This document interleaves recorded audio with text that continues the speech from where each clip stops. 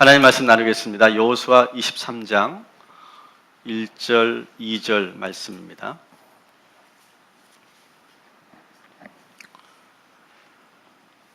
같이 읽습니다. 여호와께서 주위의 모든 원수들로부터 이스라엘을 쉬게 하신 지 오랜 후에 여호수아가 나이 많아 늙은지라 여호수아가 온 이스라엘 곧 그들의 장로들과 수령들과 재판장들과 관리들을 불러다가 그들에게 이르되 나는 나이가 많이 많아 늙었도다. 아멘.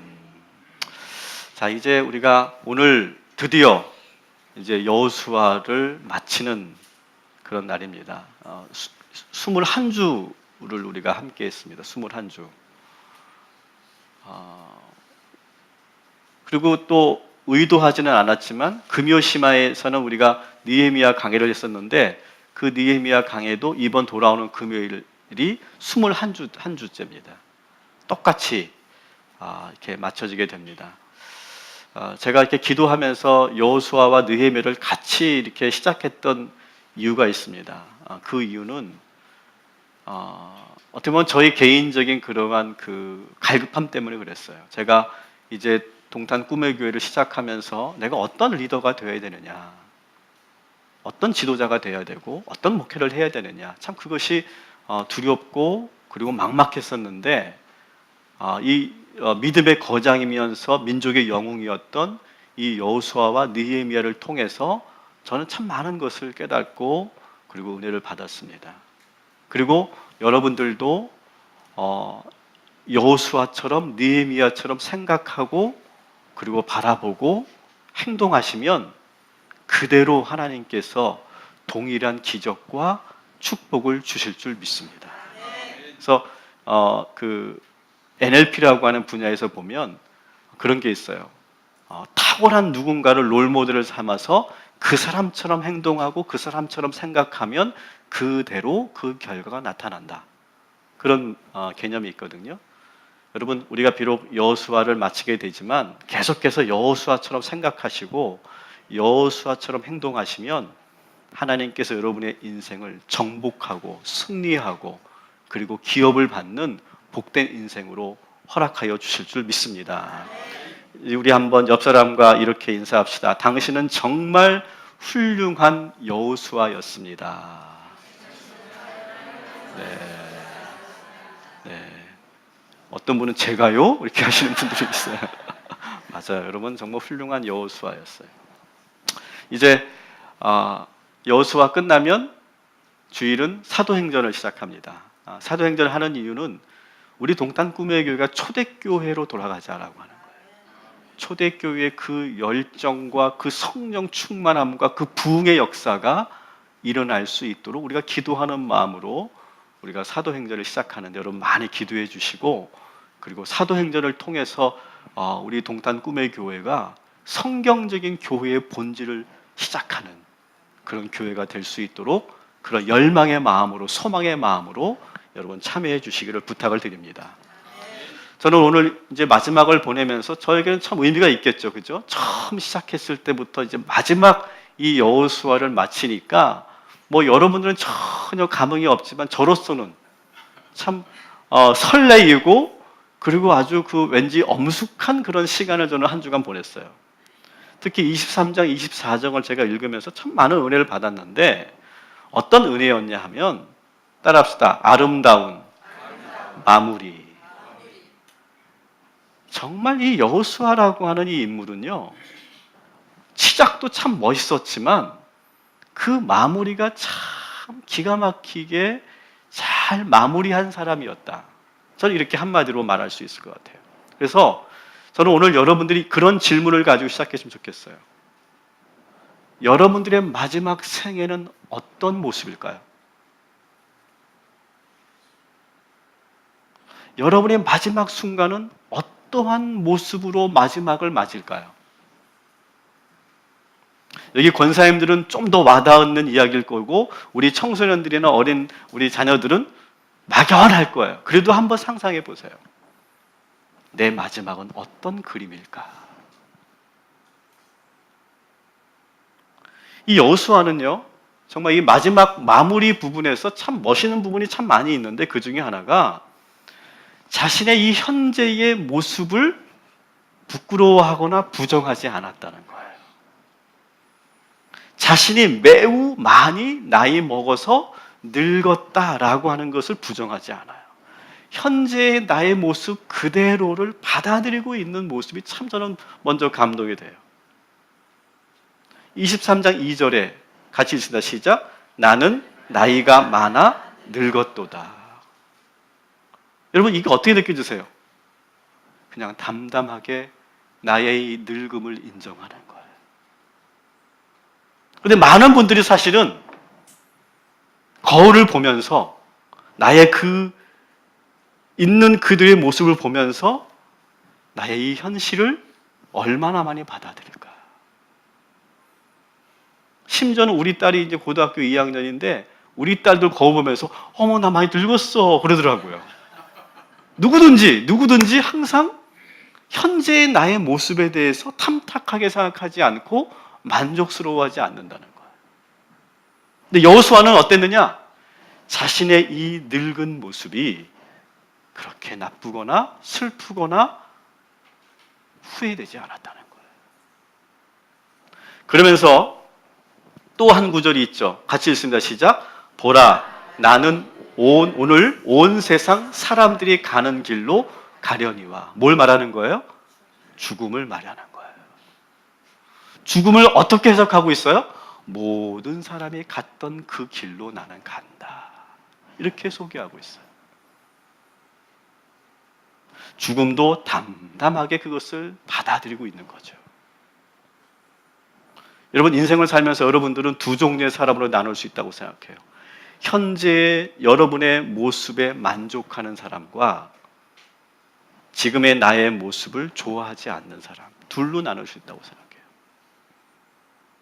여러분 현재 여러분의 모습에 정말 나는 만족하고 행복하다 이렇게 여기는 분들 한번 손 들어 보십시오. 안 들을 줄 알았어요. 손 들려고 하면 되게 귀찮아 하더라고요, 성도님들은.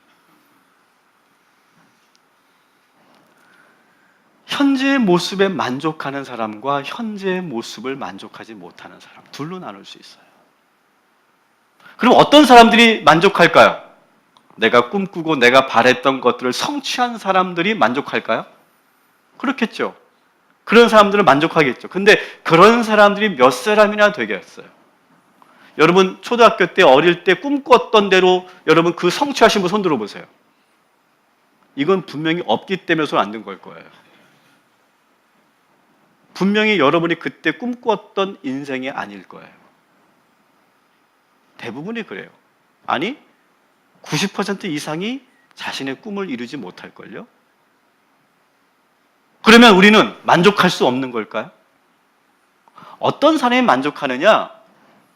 비록 내 꿈은 그런 꿈이 내 꿈은 이루어지지 않았고 현실은 내가 그래도 빨리 현재의 나의 현실을 받아들이고 인정하면서도 그 안에서 감사를 찾고 하나님의 은혜를 발견한 사람들이 만족하게 될 줄 믿습니다. 저는 이런 사람도 만족할 수 있다고 생각해요. 지금 내가 너무 힘들어요. 여러분 가운데 지금 내 뜻하지 않은 그러한 불행과 시련을 만난 분들이 계실 거예요. 근데 그런 분들도 만족할 수 있는 방법이 있어요. 뭘까요? 지금 나의 이 선택으로 인해서 이런 어려움을 내가 만난 것을 내가 그것을 수용하는 거예요. 그러면서도 다시 심기일전하고 내가 다시 도전하겠다. 다시 내가 포기하지 않고 시작하겠다. 라고 결단하는 분들은 현재 이 삶도 만족하면서 시작하게 될 줄 믿습니다. 근데 어떤 분들이 그러면 만족하지 못할까요? 더 많은 것을 가졌어도 만족하지 못하는 사람은 어떤 사람들이냐면 남과 자꾸 비교하고 과거에 정말 좋았던 것만 자꾸 떠올리고 미래에 대해서 너무너무 걱정하는 사람들은 객관적으로 살만하고 먹고 살만하고 그대로 그런 대로 내가 지금 잘 살고 있는데도 현재의 나를 만족하지 못하더라는 거예요. 우리가 지금 남들만큼 사는데 내가 원했던 삶이 아니라는 이유로, 내가 꿈꾸었던 결혼이 아니라는 이유로, 내가 살고 싶은 지역이 아니었다는 이유로 현실을 만족하지 못하는 사람들이 얼마나 많은지 몰라요. 때로는 내가 지금 나의 그 실수로, 나의 그때의 그 잘못된 판단으로 지금 어려움을 당하고 있는데 그 어려움을 자꾸 누군가의 그런 잘못으로 누군가를 원망하고 누군가를 질책하고 책임을 전가하면서 지금 나는 불행하다고 생각하는 분들이 참 많이 있더라는 거예요. 여호수아는 자신이 늙어 몸이 쇠약해졌고 주름도 많아졌고 어깨도 이렇게 굽었고 그리고 그 젊을 때의 그 용맹함이 다 사라졌지만 여전히 그는 자신의 그 늙음을 부정하지 않고 오히려 심지어 자신이 곧 죽을 것이라고 하는 것을 인정하고 받아들이고 있어요. 사랑하는 여러분, 저는 여러분에게 정말 간곡하게 권면드립니다. 현재 여러분이 어떤 상황에 처해 있든지 그 안에서 감사와 만족을 여러분 누리게 되기를 주님의 이름으로 간절히 축원합니다. 그래야 우리가 미래가 있어요. 여러분 현재 불평하잖아요. 현재 막 불평하는 사람들은요, 제가 100이면 100, 제가 점쟁이는 아니지만 제가 분명히 말씀드릴 수 있는 것은 현재 불평하는 사람들은요, 과거에도 불평하며 살았고요, 현재 그래서 불평하는 거고요, 미래도 그 사람은 미래도 불평할 거예요. 그런데요, 현재를 긍정하는 사람들은요, 원래는 그 사람들은 과거에도 긍정했던 사람들이에요. 그렇기 때문에 현재도 긍정하는 거고요, 그렇기 때문에 미래도 내가 소망이 있는 거예요. 거의 대부분 그래요. 오늘 여러분들이 이 삶에 만족하고 감사할 때 미래도 그렇게 만족스러운 인생이 될 줄 믿습니다. 여호수아가 바로 그런 사람이었다. 저는 이 여호수아가 참 성공한 인생이다라고 생각하게 되는 대목이 있어요. 여러분, 어떤 사람이 나는 성공했다라고 생각할까요? 저는 이런 질문을 받는 사람들이 성공한 사람이라고 생각해요. 어떤 질문이냐? 아니, 어떻게 그 어려운 것을 해낼 수 있었습니까? 어떻게 이렇게 어려운 과정에서도 이렇게 행복한 가정을 이룰 수 있었습니까? 어떻게 직장에서 그렇게 그 어려운 순간들을 이겨내고 이렇게 승진할 수 있었습니까? 어떻게 비즈니스를 했길래 그렇게 좋은 성과를 낼 수 있었습니까? 어떻게 신앙생활을 했길래 이렇게 아름다운 신앙의 열매가 이렇게 풍성하게 맺었습니까? 저도 그걸 배우고 싶습니다. 저는 목회자니까 어떻게 목회를 하셨길래 이렇게 행복한 목회를 하시게 되었습니까? 여러분, 누군가가 나에게 그런 질문을 던진다면 우리는 잘 산 거예요. 여러분들에게 그런 질문을 던진다면, 엄마는 어떻게 이렇게 훌륭한 엄마가 됐어? 아빠는 어떻게 그렇게 어려운 순간들을 잘 이겨내고 우리를 이렇게 잘 지켜줬어? 여러분, 그런 질문을 받아본 적 있으세요? 그런 질문을 한다는 건 뭘까요? 그분은 충분히 그런 질문에 답할 수 있는 사람이라고 여기는 거고요. 그리고 그 답을 내가 듣고 싶어서 묻는 거예요. 여러분, 우리 인생에서 성공했냐 실패했냐? 저는 그거 하나로 생각해요. 이런 질문을 내가 받고 있느냐 받지 못하느냐. 저도 과정 중이기 때문에, 아직 진행 중이기 때문에 이런 질문을 다 받지는 못했어요. 하지만 저에게 쏟아지는 질문이 있답니다. 어떤 질문이냐? 어떻게 목사님은 부목사 생활을 16년을 했어요? 그 질문을 저는 받습니다. 아니, 어떻게 16년을 한 교회에 있었어요? 그러면 저도 이제 가르쳐드려요. 그렇게 제가 뭔가 할 얘기가 있겠죠, 저야. 얼마나 많겠어요, 그 할 얘기가. 또 이런 질문을 받아요. 아니, 목사님은 어떻게 그 담임 목사님과 그렇게 좋은 관계로 16년을 지낼 수 있었어요? 여러분, 이게 쉬울 것 같으세요? 여러분, 여기 김 대리님들, 김 부장님과 16년을 좋게 지내본다고 생각해 보세요. 그게 가능할까요? 그러면서 또 한 가지 질문. 어떻게 그렇게 전폭적인 지원을 받으면서 이렇게 분립개척을 할 수 있었어요? 저는 이 질문을 받아요. 아직 완성된 질문은 아니지만 그런데도 저는 여기까지는 그래도 잘 살았다고 여겨지는 이유가 이 질문을 받고 있기 때문이라고 저는 생각해요. 여러분들에게도 그런 질문이 쏟아지는 인생 되시기를 주님의 이름으로 간절히 축원합니다. 이 여호수아가 이제 마지막 순간이에요. 마지막 순간이 되니까 이 이스라엘이 들썩들썩하는 거예요. 야, 이제 우리가 여호수아로부터 배울 기회가 더 이상 없다. 이제 마지막 돌아가시기 직전에 여호수아에게 우리가 꼭 듣고 싶은 말이 있다. 이 여호수아가 우리들에게 가르쳐주고 싶은 그 삶의 지혜, 신앙의 노하우, 어떻게 그 어려움을 극복하고 정복할 수 있는지 그 리더십이 무엇인지를 우리도 배워야 되지 않겠냐 라고 하면서 사람들이 몰려들기 시작하는 장면이 23장, 24장이에요. 여호수아에게 던지는 그런 호기심과 질문이 뭡니까? 어떻게 하면 여호수아처럼 살 수 있을까? 어떻게 하면 여호수아처럼 탁월한 지도자가 될 수 있을까? 어떻게 하면 불가능해 보였던 가나안 정복을 성공적으로 마칠 수 있을까? 어떻게 하면 하나님의 축복을 받는 인생이 될 수 있을까? 그것을 배우고 싶어서 여호수아에게 몰려드는 거예요. 기회가 없다. 이제 여호수아의 기력이 쇠해졌기 때문에 기회가 없다라고 생각한 사람들이 그렇게 몰려들기 시작했어요. 저는 꿈이 있어요.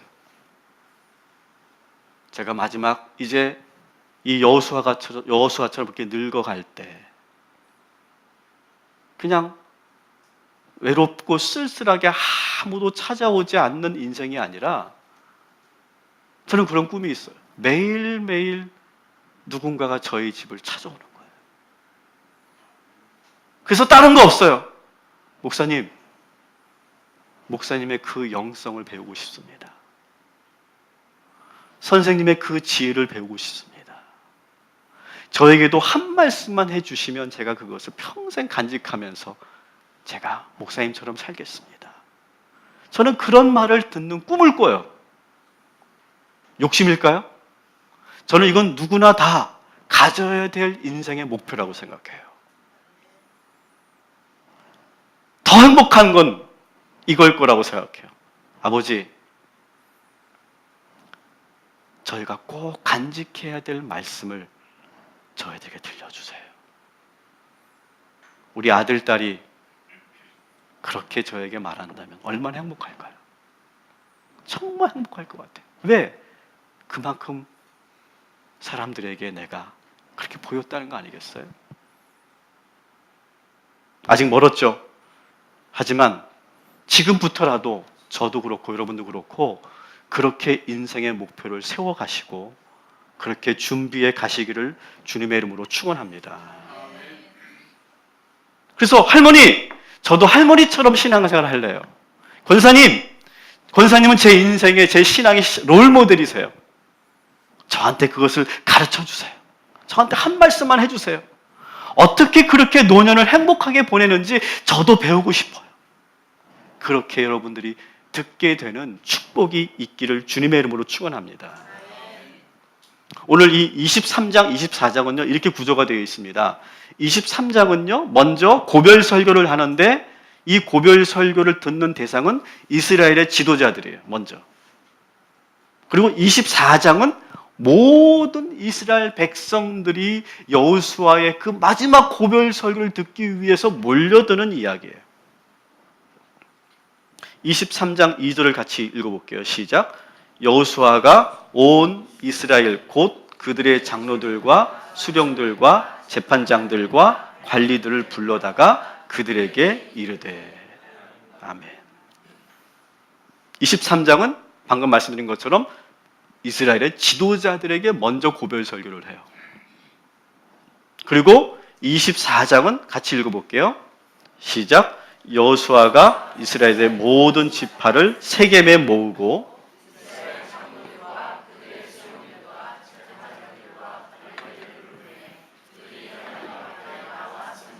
아멘. 두 번째 고별 설교는 이스라엘 모든 백성들에게 하는데 어디서 한다고요? 세겜이라고 하는 지역으로 옮겨요. 지도자들에게는 실로에서 말씀을 전했고요. 그 다음에 지금 백성들에게는 일부러 세겜으로 옮겨요, 장소를. 저는 오늘 여러분들에게 이런 제안을 드립니다. 여러분들의 고별 예배를 준비해 보세요. 마지막 예배. 여러분 인생의 마지막 예배. 여러분, 임종전 예배는 다른 겁니다. 임종전 예배는 뭐예요? 돌아가시기 직전에 그분이 의식이 있을 때도 있고 없을 때도 있어. 그때 목사님들이 하는 게 임종 예배예요. 임종전 예배예요. 근데 고별 예배는 뭐냐? 아직은 내가 기력이 있고, 아직은 내가 우리 자손들에게, 내가 초대한 사람들에게 내가 지금까지 살아왔던 신앙의 그러한 방향과 그 진리와 지혜를 가르쳐 줄 수 있는 총기가 있을 때 준비되는 것이 저는 고별 예배라고 생각해요. 저는 이 여호수아를 하면서 제가 하나의 제도를 만들었죠. 우리 교회 길갈 감사원을 만들었고요. 또 한 가지를 제가 제안을 드립니다. 우리 교회는 고별 예배를 준비했으면 좋겠어요. 여기 권사님들 고별 예배 우리 하자고. 고별 예배. 고별 예배를 어떻게 하는 거냐? 오늘 제가 여러분에게 용지를 드렸죠. 용지를 드렸는데 나는 몇 년도에 몇 살에 나는 고별 예배를 준비하겠습니다 하는 거예요. 근데 몇 살까지 사는지 어떻게 알아? 그래도 한번 써보는 거예요. 소위 제가 지금 하는 이 설교는요, 코칭 설교예요. 코칭 설교. 그래서 제가 많은 질문을 던지면 여러분들이 그것을 한번 이렇게 정리하는, 그래서 끝나고 나면 뭔가 이렇게 구체적인 그러한 구상이 만들어지는 그런 코칭 설교 제가 하는 거예요. 여러분들은 몇 년도에 약 몇 살에 고별 예배를 준비하시겠습니까? 이거 쓰라고 하면 절대 안 쓰죠. 근데 쓰라고는 하지 않겠지만 마음속에 한번 그려보세요. 쓰고 싶으면 쓰시고요. 그리고 장소는 어디로 하면 좋을까요? 장소.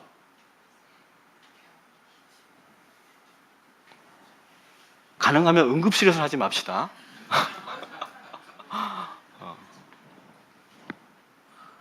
그리고 그렇게 하나님께 예배드릴 이 고별 예배에 초대할 사람들을 한번 적어보세요. 꼭 나와 마지막 예배를 함께 하고픈 사람들을 한번 머릿속에 한번 써보세요. 근데 여러분, 장소가 왜 중요한 줄 아세요? 장소? 자, 이스라엘 백성들을 위해서 여호수아가 마지막 고별 설교를 하는데 어디에 가서 했다고요? 세겜으로 옮겼어요. 여러분 생각해 보세요. 그 노구를 이끌고 일부러 몇십 킬로가 떨어져 있는 그곳으로 세겜으로까지 가서 거기서 설교를 해요. 아무 데서 고별 예배를 드린 게 아니에요. 여러분, 근데 세겜이 어떤 곳입니까? 세겜. 세겜이라고 하는 곳은요, 창세기 12장 5절부터 7절에 나오는 말씀이죠. 이 세겜은 어떤 곳이냐? 여러분, 이 가나안 땅을 약속하셨던 최초의 인물이 있어요. 누구에게 처음으로 이 가나안 땅을 주겠다고 약속했습니까? 아브라함에게 약속했어요. 아브라함에게 처음으로 약속하고 그 약속을 받은 아브라함이 그 약속을 기념하면서 그 자리에 단을 쌓았어요. 그리고 거기서 예배를 드렸어요. 첫 예배를 드렸어요. 그 지역이 어디냐? 세겜 모래의 상수리 나무 아래. 자, 보세요. 여호수아는요, 일부러 세겜으로 간 거예요. 거기에 뭐가 있다고요? 아브라함이 처음 쌓았던 약속의 제단이 있어요. 그 제단 앞에서 고별 설교를 하고 그 제단 앞에서 지금 다시 하나님의 약속을 확인하는 거예요. 신실하신 하나님을 그 장소에서 보는 거예요. 그래서 저는 고별 예배의 장소를 여러분 한번 잘 생각해 보세요. 여러분의 인생에 정말 잊을 수 없는 장소가 있을 거예요.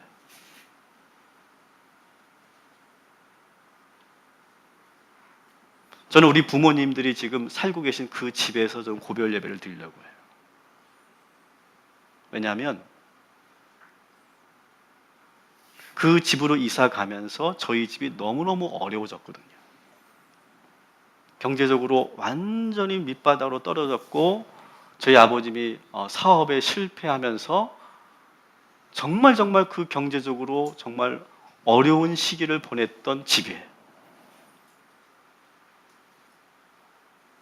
근데 하나님께서 우리 모든 자손들을 축복하셔서 그 자리에서 예배드린다면 얼마나 제가 감동이 될까요? 그런 것처럼 여러분들의 장소가 참 중요해요. 그 다음에 같이 예배드릴 사람, 이게 참 중요해요. 여러분 누구를 초대하시겠어요? 자, 그럼 초대하는 그분들이 여러분 그 예배에 올까요? 올 수 있는 분도 있고 내가 거길 왜 가? 그런 분도 계시겠죠. 그런데 여러분, 내가 정말 함께 마지막 예배를 드리고 싶은 사람들 가운데 지금 내가 마음속에 그 사람이 왔으면 좋겠다 생각하는데 그 사람이 올지 안 올지 모르거나 그분과의 관계가 지금 좋지 않으면 지금부터 다시 노력하시기 바랍니다.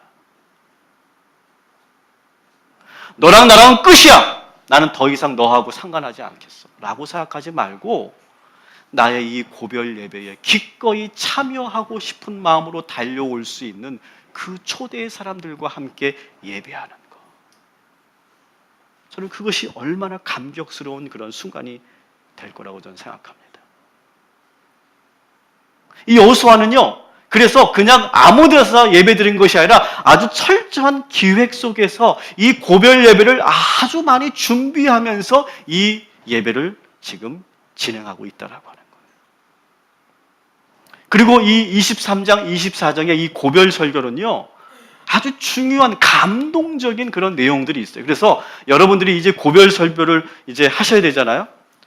이제 고별 예배를 드리면 고별 설교를 하는데 절대로 저한테 부탁하지 마세요. 저는 안 해드릴 거예요. 근데 저는 그걸 해드릴 거예요. 여러분들이 정말 멋있는 고별 설교를 한 장이라도 쓸 수 있도록 제가 코치해 드릴게요. 제가 도와드릴게요. 어떻게 쓰는지. 그리고 오늘 이 여호수아의 고별 설교가 아주 중요한 팁이 될 거예요. 설교에 보면 대지라고 하는 게 있죠. 대지. 크게 지금 여호수아의 고별 설교는 4개의 대지로 되어 있다. 이렇게 볼 수 있어요. 여러분 자료에 보시면 나의 고별 설교를 어떻게 할지를 이 여호수아의 고별 설교를 통해서 우리가 배우려고 하는데요. 첫 번째는 지금까지 함께 하셨던 하나님이 어떤 분인가를 명확하게 말할 수 있어야 돼요. 여호수아는요, 분명하게 이스라엘 백성들에게 내가 만난 하나님, 내가 경험한 하나님, 나와 함께 하셨던 하나님이 어떤 하나님인가를 분명하게 2문장으로 정리하고 있어요. 같이 읽어볼게요. 시작. 너희의 하나님 여호와 그는 너희를 위하여 싸우신 이시니라. 아멘. 어떤 하나님이냐? 우리 하나님은 나를 위해 내 인생의 그 풍파 같은 내 인생에서 나를 대신해서 싸워주신 하나님. 그게 여호수아의 하나님이었어요. 2번째 시작. 모든 나라를 너희의 지파에게 기업이 되게 하였느니라. 아멘. 대신 싸워주셔서 그 얻은 그 땅을, 그 축복을 우리들에게 기업으로 주시는 하나님. 이것이 여호와의 하나님이었고 이 하나님을 분명하게 백성들에게 전하고 있는 거예요. 여러분, 여러분들은 누군가에게 나의 하나님을 전할 때 어떤 하나님을 증거하시겠습니까? 우리가 그걸 정리해 볼 필요가 있어요. 저희 하나님은요, 김석경 목사의 하나님은 끝까지 인내하셨던 하나님. 그 인내 속에서 저에게 만남의 축복을 주신 하나님. 그래서 지금까지 저를 여기까지 인도하신 하나님. 그래서 저는 대부분 축복 기도를 제가 우리 자손들에게, 우리 자녀들에게, 우리 교회 어린 자녀들에게 제가 축복 기도를 해드릴 때 만남의 축복을 제가 상당히 강조합니다. 하나님, 좋은 선생님 만나게 하시고 좋은 친구 만나게 하시고 무엇보다 인생의 좋은 멘토를 만나게 해 주옵소서. 하나님은 저에게 그런 축복을 주셨어요. 그래서 전 여기까지 왔어요. 내 실력, 내 능력이 아니라 제가 깨달은 것은 좋은 만남의 축복이 있는 것이 진짜인 것 같아요. 저는 자신 있게 증거하는 거예요. 여호수아는 나를 위해 대신하여 싸워주신 하나님, 나에게 기업을 주신 하나님, 그것을 전하고 있어요. 두 번째 대지는 뭐냐? 그러면서 과거에 하나님께서 베풀어 주셨던 은총을 회상합니다. 그래서 이 여호수아는 그 아브라함 시대에서부터 쭉 인도하셨던 그 하나님을 쭉 소개합니다. 24절에 보면. 그래서 아브라함 시대에서부터 출애굽 시대, 그 다음에 요단 동쪽에서 모세를 중심으로 점령했던 그 시간, 그 다음에 약속의 땅을 점령했던 그 현재의 시간까지, 과거부터 현재까지 하나님께서 어떻게 함께 하셨는가를 쭉 얘기해 줘요. 그리고 그 하나님이 과거에서부터 지금까지 나와 함께 하셨던 그 하나님이 미래에도 함께 하실 것이다. 여러분, 우리 하나님은요, 신실하신 하나님이세요. 그래서 지금까지 우리를 지켜오셨던 그 방식으로 앞으로도 우리를 인도하여 주실 줄 믿습니다. 갑자기 돌변하지 않으세요. 분명히 믿으십시오. 지금까지 인도하셨던 그 하나님이 앞으로 여러분의 미래도 그렇게 인도하여 주실 줄 믿습니다. 여호수아는 그걸 설명하고 있어요. 자, 이것을 우리가 적용한다면 어떻게 되는 걸까요? 여러분의 개인의 삶 속에서 하나님께서 나를 어떻게 인도해 오셨는가 쭉 정리하세요. 하나님이 나를 어떻게 인도하셨는지 쭉 보는 거예요. 그리고 그 인도하심 속에서 하나님이 나와 함께 하셨고, 그리고 앞으로도 나와 이렇게 함께 하십니다. 그거를 많은 사람들에게 증거하는 거예요. 그리고 세 번째가 나를 살리고 축복했던 하나님의 말씀을 이제 증거하는 거예요. 우리 23장 6절을 한번 같이 읽어볼게요.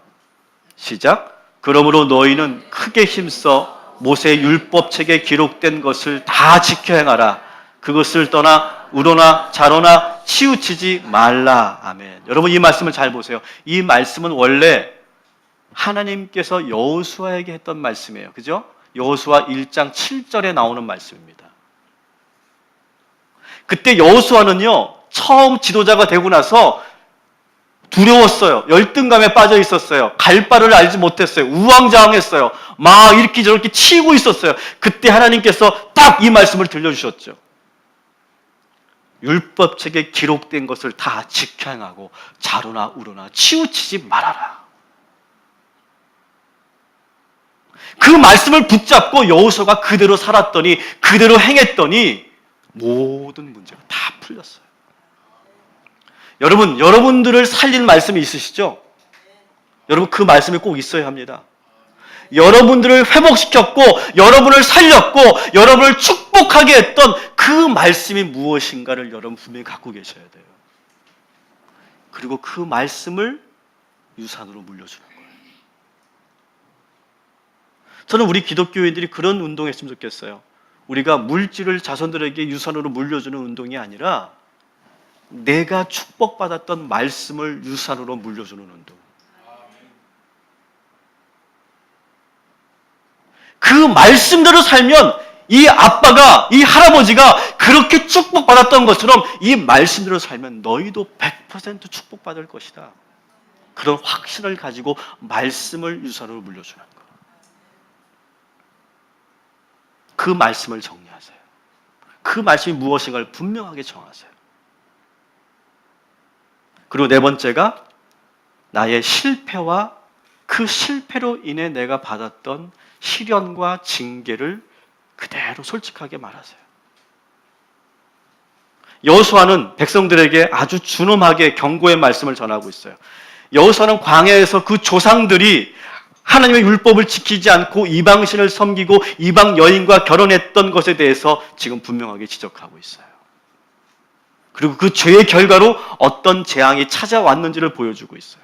24장 14절 같이 읽습니다. 시작. 그러므로 이제는 여호와를 경외하며 온전함과 진실함으로 그를 섬기라. 너희의 조상들이 강 저쪽과 애굽에서 섬기던 신들을 치워버리고 여호와만 섬기라. 아멘.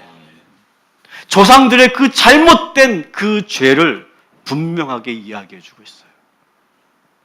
그러면서 그로 인해서 일어났던 수많은 시련과 징계를 말하고 있어요. 여러분, 우리가 완벽할 수 없잖아요. 우리가 완벽하지 않잖아요.